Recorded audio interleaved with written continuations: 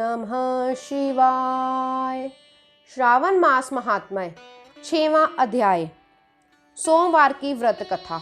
सनत कुमार बोले, हे भगवान, आपने अति उत्तम महात्म्य सुनाया है, अब आप मुझे श्रावण मास के सोमवार की व्रत कथा भी सुनाएं।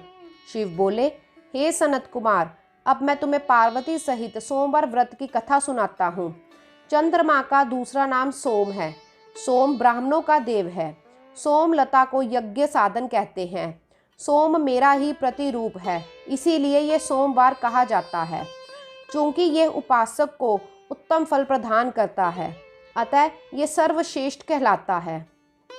हे सनत कुमार, अब मैं इसकी विधि बतलाता हूँ, ध्यान पूर्वक कथा का श्रवण करो। वैसे तो पूरे वर्ष में सोमवार व्रत उत्तम होते हैं, परंतु इस मास में 4 या 5 सोमवार व्रत अवश्य ही करने चाहिए। इसका पुण्य फल 12 मास के उपवासों से अधिक फलप्रद है। इस मास में एक सोमवार का व्रत का फल वर्ष भर के सभी उपवासों के फल के बराबर होता है। अतः भक्त को श्रावण मास के शुक्ल पक्ष के सोम व्रतों का संकल्प करके इस मास में जितने भी सोमवार आए, उन सोमवारों को व्रत संकल्प करके रात्रि को शिव पूजन करें। संध्या काल में 16 प्रकार से शिव पूजा करके रात्रि को कथा श्रवण करें। अब मैं भगवान श्री सदाशिव की कथा कहता हूँ, सुनो। श्रावण मास के पहले सोमवार को व्रत को धारण करके नित्य कर्म स्नान ध्यान से निर्वृत्त होकर अपने आप को हर प्रकार से पवित्र करें।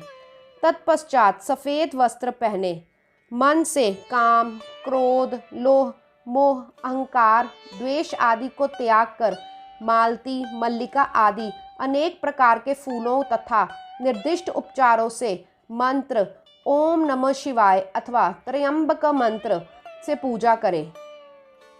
कर बंद होकर उच्चारण करें, हे सर्वशक्तिमान महादेव भगवान, तुम भवनाशक हो। हे उग्र उग्रनाथ भव शशि मौली, मैं करबद्ध होकर आपका ध्यान करता हूँ। इस प्रकार के मनोहारी वचनों से देवादिदेव महादेव का स्मरण करें। अपनी समर्थ अनुसार जो भी ये व्रत करता है, उससे प्राप्त पुण्य लाभ इस प्रकार है। जो प्राणी सोमवार को महादेव तथा पार्वती का पूजन करने वाले भव बंधन से मुक्त हो शिव धाम पाते हैं।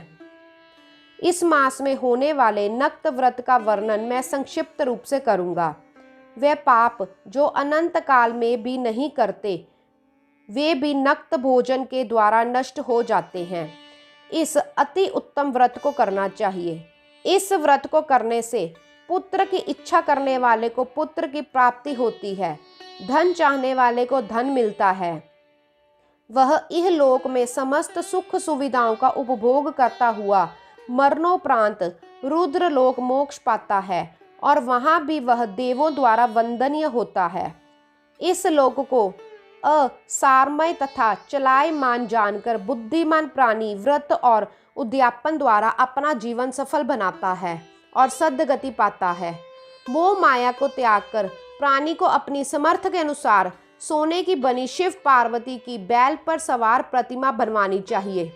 एक अति भव्य और सुंदर लिंगतोभृत मंडल पर घट बनवाकर उस पर तांबे अथवा बांस का पात्र रखकर सबसे ऊपर शिव पार्वती की मूर्ति रखे। तत्पश्चात शास्त्र अनुसार शिव पार्वती की पूजा अर्चना करके फूलों का मंडल बनाकर उस पर एक अत्यंत ही सुंदर चंदवा बांध दे। रात्रि जागरण करते हुए गीत नृत्य का आयोजन करे। अग्नि स्थापित करवाकर सर्वभवनाश आदि 11 नामों का हवन करवाना चाहिए। भक्त ब्रीहितल आदि की मदद से आर्याय तथा मंत्र द्वारा बिल्व पत्र का अथवा षडाक्षर मंत्र से हवन करे। पूर्ण आहुति पूरी करके स्वीकृत तथा अन्य आहुतियां दे। आचार्य की भी पूजा करके उसे दक्षिणा के साथ गोदान करना चाहिए। 11 विद्वान ब्राह्मणों को भोजन कराकर उन्हें भी एक घड़े के साथ बांस के पात्र दान स्वरूप देने चाहिए। पूजन के पश्चात देवी देवता पर चढ़ी सामग्री आचार्य को दान पूर्वक दे दे। पूजा करते हुए बोले, मेरा व्रत सफल हो और मेरे व्रत से शिवजी प्रसन्न हो। तदुपरांत हर्षित होकर अपने परिवारजनों के साथ स्वयं भी भोजन ग्रहण करे। इस बतलाए गए उपाय से व्रत करने वाला मनचाही वस्तु पाता है और उसकी समस्त इच्छाएं पूर्ण होती हैं।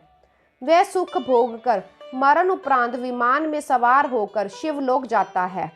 वह वहां भी पूजनीय होता है। सर्वप्रथम ये सोमवार व्रत भगवान कृष्ण ने स्वयं किया था। उसके बाद उनके अनुयायियों, राजाओं और धर्म पुरुषों ने ये व्रत शुरू किया। इस व्रत को केवल श्रवण करने वाला भी पुण्य फल पाता है। इस छठे अध्याय के पाठ श्रवण से शिव सान्निध्य तथा पुण्य फल की प्राप्ति होती है। गौरी शंकर भगवान की जय। ओम नमः शिवाय।